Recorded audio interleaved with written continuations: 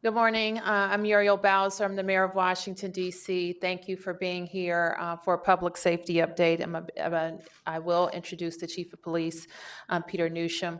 But before I get started, I want to thank the Speaker of the House, Nancy Pelosi, for reaching out to the district and also for the communications that she will make on not just our behalf, but on behalf of the American people about military assets in Washington, D.C. So with that, let me turn to Chief Newsom.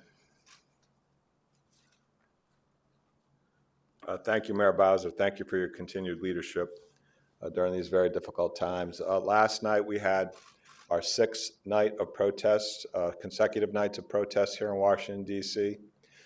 Some of the things that were different than what we've seen in the prior 5 nights. Much larger numbers in the city. We estimate in excess of 5,000 peaceful demonstrators. One of the other unique things about this group is they started earlier in the day. We had multiple groups marching simultaneously throughout the city in multiple locations. I had hoped to be able to report on this today, and thankfully I am. There were 0 arrests associated with the peaceful demonstrations that we had here in our city. There was no damage to MPD property. There was no MPD injuries. Moving forward over the next couple of days, we expect more of the same. We have a lot of public open source information to suggest that the event on this upcoming Saturday may be one of the largest that we've had in the city. We expect that Saturday's demonstration will, like I said, be more of the same. Peaceful demonstrators coming to exercise their First Amendment right in Washington, D.C. With regards to numbers of arrests over the last several days, on Friday night we did not have any. Saturday night we had 19. Sunday we had 90. Monday 289. Tuesday 29. And as of 9 o'clock this morning we had 0 yesterday. Overall, 44% of our arrests are from people who are either residents or associated with the District of Columbia. 31% have identified as residents of the state of Maryland. 13% have identified as being from the state of Virginia. 4% have identified as being from other states, and 8% have no fixed address, or it is unknown their state of origin. 63% of the arrests that we made were for curfew violations, 11% were for rioting, and 10% were for burglary. If you want more specifics regarding the arrests, more additional detailed arrest information, you can get that on our website at Mp.dc.gov. Thank you. Thank you. Any questions? Yes. One question for the chief, one for you, Mayor Bowser. Sure. Chief, what are you doing to Can you just identify yourself? I'm sorry, Scott McFarland, Channel 4, Okay. The Mask. Chief, what are you doing to prevent COVID-19 from spreading among those you arrest in those small police vehicles, some without masks? Yeah, that's a challenge for us. So to the extent that we can distribute masks, we are. It's a concern for us. And I think that you've heard a lot of conversation about that. As you heard the percentage of people that are coming from outside the district into the district to participate. We're going to ask anybody that's going to attend any events today or moving forward into the future to try to the extent that they can protect themselves and others by wearing masks and appropriately social distancing if they can. And Mayor Bowser, when the National Guard was called up, was that seamless and flawless how the administration called up our district's National Guard, or could they have done that better? And Congresswoman Holmes Norton wants to give you direct control of that so there are no issues in the future. We called up the Guard, as you know, as part of our COVID response. I would say that response took longer than this response, calling them up for this public safety emergency. Yes. Harry Jaffe, freelance. I'm confused by who's controlling the streets of Washington, D.C. when it comes to policing. We have reports of the Attorney General Barr having a command post at the FBI. You all have a unified command post up on Martin Luther King Boulevard. When it comes to when darkness comes and the protests get a little dicey, who's controlling the streets? Who's calling the shots? The chief keeps talking about his federal partners. What's the state of that federal partnership? Well, I'll say it simply, and I'll ask the chief to provide more detail. But very simply put, Peter Newsom controls the Metropolitan Police Department. He works with federal partners, and there are particular ones that he has requested to help us with traffic posts. And he'll speak directly to which ones they are. And then there are other federal military assets that we did not request that we understand are under the direction of the Attorney General Barr.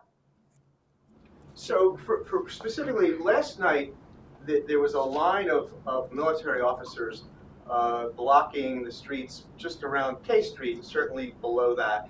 This morning, 8th Street was clear to the fence of Lafayette Park. Who deploys those assets? We were all very concerned about how the federal assets pushed out from the federal complex. And we worked with them to push back. What does that mean? Just what I said. You worked with them, so you were in communication with the military police and requesting them to reduce their presence in the city? We are in communication to communicate our needs, absolutely, and to communicate, obviously, the very first thing is we want the military, we want troops from out of state, out of Washington, D.C. Yes. Yes, just to follow up on that, the White House, can you comment a bit more on how you felt about seeing the White House in this increasing military protection? I've commented on that quite a bit.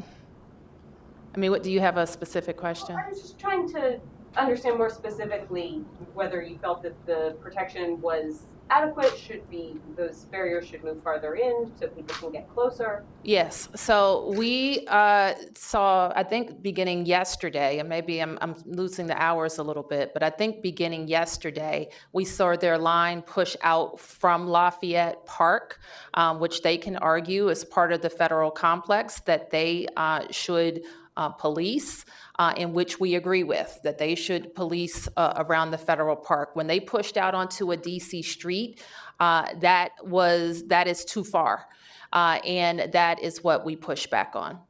Thank you.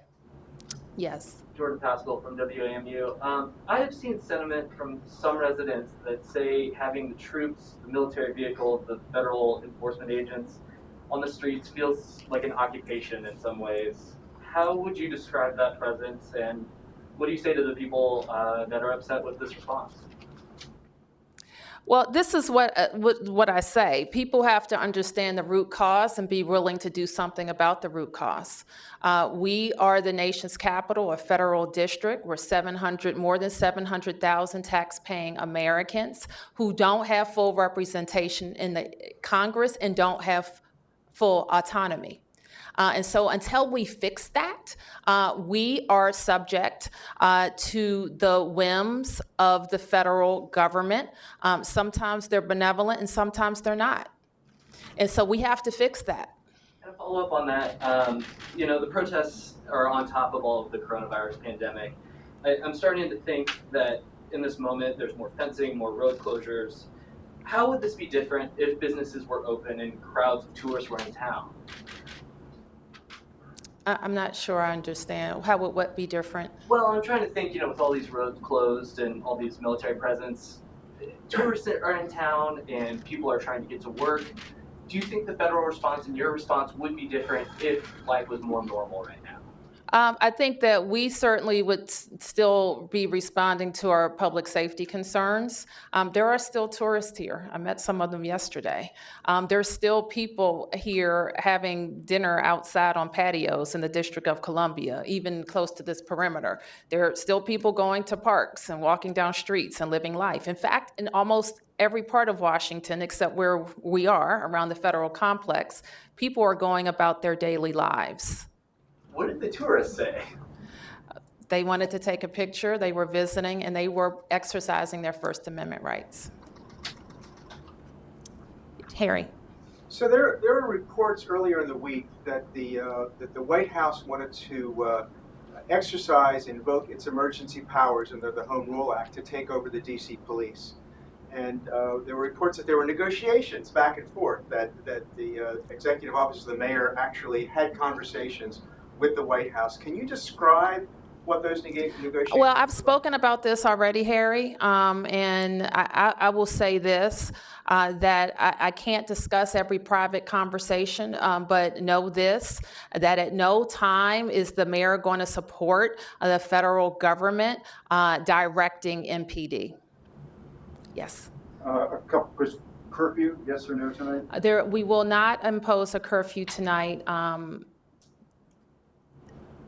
Okay, great.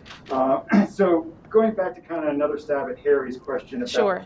the coordination and how much heads up? I mean, you say you push back, but yesterday we saw them go all the way out to L Street. I mean, every day the perimeter expands another couple of blocks, clearly way into DC jurisdiction, into Chief Newsom's jurisdiction. One, do they tell you in advance? And two, you say you push back. Have you had any success? I mean, did they want to? They're back. They're back this morning Back to Lafayette. Okay, and so you consider that, you think they'll stay there? Let me just say this, Mark. We're dealing with a fluid and unprecedented situation. Yesterday, I've been working largely over at our EOC at Health, and this week I've been working here. Yesterday, as you know, I walked down 16th Street towards the White House and could see I could see for myself how far that line had come out. And I directed at that time for the chief and others to let's work on whatever we have to do with whomever to get that line pushed back. They can make an argument for protecting their federal assets, especially the White House, but pushing back into the district, blocking access to St. John's. We were there with the bishop yesterday. And if she wanted to go to the church, she couldn't have. She would have had to gone through the line. So DC residents need access to DC streets unless there can be a compelling reason. Now, also keep in mind that some of the perimeter traffic posts are MPD directed. And depending on the movements in the city and their need to protect or help people move, to make safe protesters moving through the city, they may create their own perimeter. And then I'm sorry if I can just follow up. You said you've been looking at the legal authority that the president has to do this, to bring troops in from out of state and to close DC streets and possibly federalize MPD. What have you determined? Have your lawyers given you any feedback? Well, I mentioned yesterday that I had conversations with our Attorney General, and we had further conversations today with the Attorney General's office, but other legal scholars as well, including Councilmember Mary Che. And so those questions are being posed specifically if the president can call other states' guard into DC without taking further legal action. My last question what would on you this. do? Would you talk to Governor Hogan? Governor I have not talked to Governor Hogan. He says you approved his mission. I can't approve his mission. Let me explain to you how this works, Mark. If I wanted troops from Maryland to come into the district, we are a member of a compact which allows me to make that request specifically to any state National Guard to do that. I have not done that for any state. Since they're no longer blocking so many streets today, like I saw in Chinatown yesterday, are you satisfied with where they're at now, or would you like them to scale back further? I don't have a complete download on that. I'm happy that they're pushed back to Lafayette Park, and I'll do a scan of any other concerns that we have today. Yes. Some of us might remember that Pennsylvania Avenue used to have traffic right in front of the White House, and Yep. it got closed off, and security pushed back further. Do you have any sense of whether that might happen to Lafayette Park, and how would you react? I know it's federal territory. You know, I'm glad you asked me that, Harry, because I just had that conversation with some of my team. And I'm one of those people who grew up in Washington, D.C., and has been very accustomed to being able to have access to all of our federal facilities. Going up on the Capitol grounds, you know, our congresswoman had to push back from not allowing slaying on the Capitol, from being able to walk all around the Supreme Court, to walk in front of the White House, on both sides. And now all of that is under threat. I'm also concerned that some of the hardening that they're doing may be not just temporary. And so we would also have to push back from that. So keep in mind that that's the people's house. It's a sad commentary that the house and its inhabitants have to be walled off. I think that's a sad commentary. We should want the White House to be opened up for people to be able to access it from all sides. And I dare say that looking at traffic management permanently is also important. Any other questions? Thank you. Yes. Well, I have a COVID question, but just to follow up on that answer. So when you say you fear that some of the hardening up might become permanent, what are you talking? Do you think they might close off what is now Pennsylvania Avenue Plaza to pedestrians? Well, I would just say they are very unconventional. And we know that we have all kinds of federal authorities, including the National Capital Park and Planning Commission, like NCPC, that comments on every detail of the White House complex, except in an emergency. So it's going to be very important that even when they made the fence taller, which was an argument that could be made from that, was a lot of discussion over changes to that complex. And so while we're right in the middle of a public health and public safety emergency, actually, we have to think about those assets. Those are federal assets, true, but they're also very important to local Washington and to our country. So people need to have access to our public buildings. And then can I ask, just COVID, I know you said by the end of the week you'll tell us about the metrics, but today the data released show that once again the community spread downward trend has stalled, and you warn that you are anticipating yet another spike from data that has yet to come in that could reset this to day zero. What do you tell people about how close we're getting to phase 2 and where we are at in battling? I know you're dealing with yes, and we do expect Mark to return over to the EOC tomorrow and have Dr. Nesbitt present to have a fuller conversation about COVID metrics and our progress in phase 1. But what can you say about this stall and spike in the numbers? The numbers are what they are at this point. That's all I can say. The other thing that I would say, however, is, and I said this yesterday, that we want to make sure that people aren't delaying getting tested. Our testing locations are open. We saw a lull in testing and people going to get tests for, I think, almost a week. So we want to make sure that people are not delaying getting tested. Our citywide sites are open, and all of their private providers are open. And we are testing this week access to free COVID testing at our fire stations. And we will announce next week the fire stations where free COVID testing will be available. Yes. I wanted to try to clarify, you were talking about pushing back when federal authorities were going into DC streets. Can you explain how that conversation goes? Who do you talk to make that request? It would depend. The things that we need done, or I, in this case, directed Chief Newsom to identify who was responsible for that pushback and get it moved back. And who was it? Chief. I've had multiple conversations with federal leadership, and I've expressed, and of course the mayor, and expressed the city's desire. After they expanded their footprint into DC streets, there was a strong desire by the mayor to have them go back to the federal complex, which they did, and they've done that this morning. So I think that we should call that a success. But who is that? Can I talk a little bit about the prior conversation too, is that, and this is because I've gotten a lot of people from the community who have reached out about what they perceive as this military takeover, and it's really hard to distinguish between our DC National Guard and some of these other federal resources that we're talking about. They look the same, they look like soldiers. So we did request DC National Guard assistance.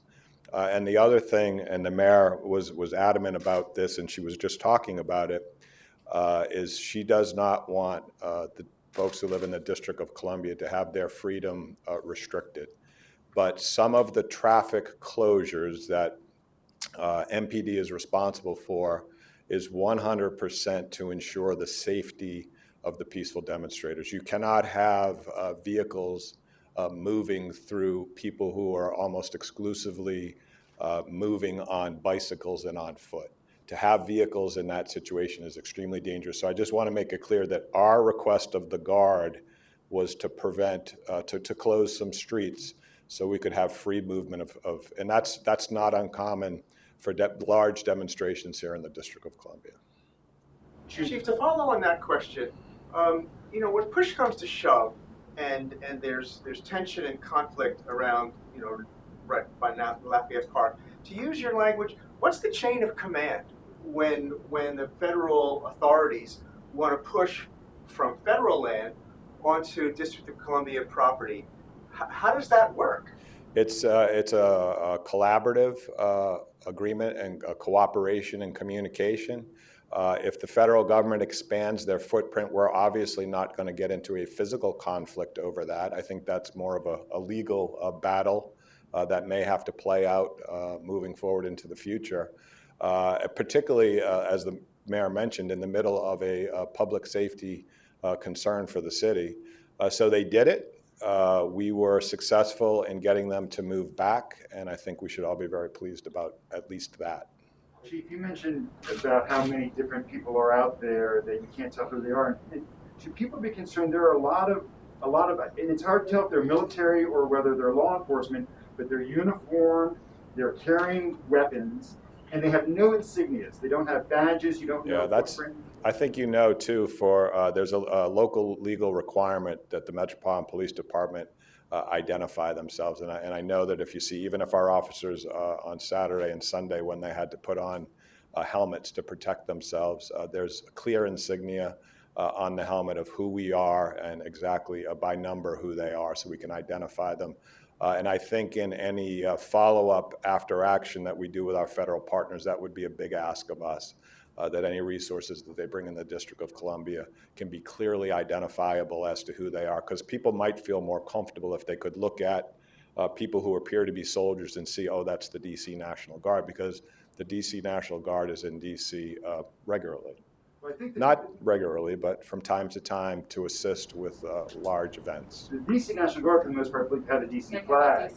Okay. Right. Well, that's a, yeah. Okay, good. Right. So at least so maybe that's a good thing that you all could push out when people are seeing these things. If they got a flag, that's our own DC National Guard. So is it legal for these law enforcement or military to be on our streets armed without? I mean, you say your officers are required to have that. Are they required to identify in some manner who they're with or what agency or branch? I think you're asking two different questions. The first question is whether or not the DC National Guard can legally be on our I'm streets. not talking about the Guard. I'm Okay. talking about these out of, the other federal. I think that's a question that's going to be resolved moving forward.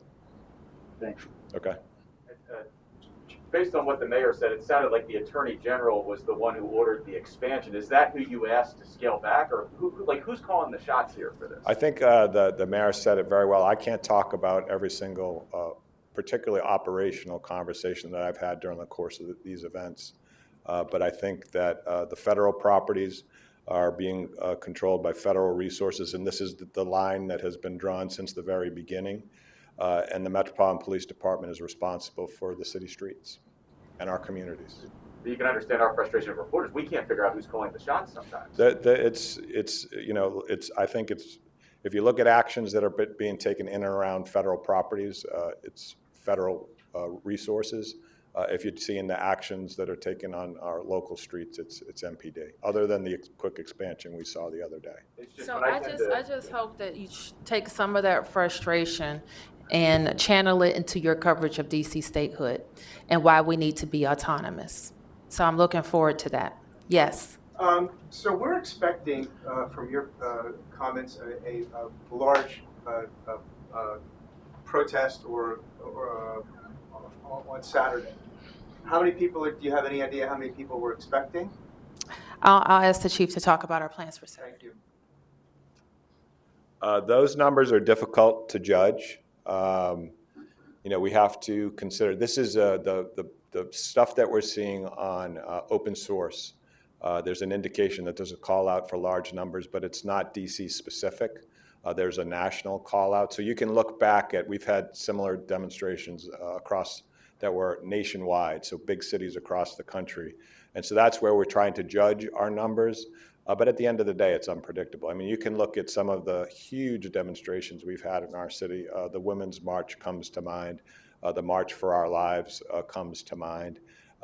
These large, extremely large, peaceful protests is something that we feel very comfortable managing. And if you look at the way that this particular event has moved forward, we've had a couple of days of really good, successful, peaceful demonstrations, and moving forward, that's what I expect, regardless of size, moving into the future. Was that too long of a answer? That's perfect. Okay. Are you in communication with the federal authorities? Because this gives the Attorney General Barr, sitting at the FBI, another opportunity to deploy federal lawmen, officers into our streets. This is a perfect opportunity for him. There's a very close coordination between MPD and the federal government. Chief, what does your crystal ball tell you? I can't recall how long Occupy DC lasted. Maybe you do, but what does your crystal ball tell you about how long this will last? How long this will be day 7 today. You say we'll go through Saturday. I'll say this. There's a lot of understandable passion around this movement, rightfully so. I think passion drives how long this might last. It'll really be a wait and see. I think it would just be. I don't think I can predict the future. The only thing that I would ask is that we continue to have people who come here act peacefully. I think that's a better avenue if we want to make change to have that be accomplished. Thank you all. Thank you.